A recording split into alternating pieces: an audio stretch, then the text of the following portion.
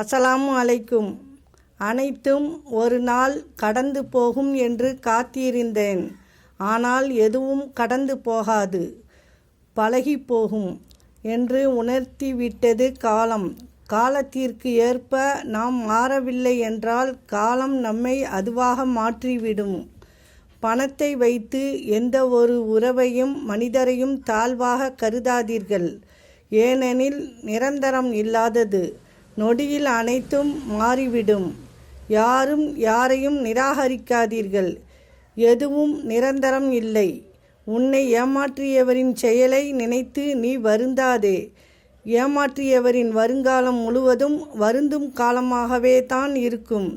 நினைவில் வைத்து நிம்மதியாக நீ இரு. ஆடம்பரமாக வாழ்கிறதுக்கு அதிகமாக போராட வேண்டியதில்லை. ஆனால் நிம்மதியாக வாழ்கிறதுக்கு சாகிற வரைக்கும் போராட வேண்டியதாக இருக்கும். அஸ்ஸலாமு அலைக்கும்.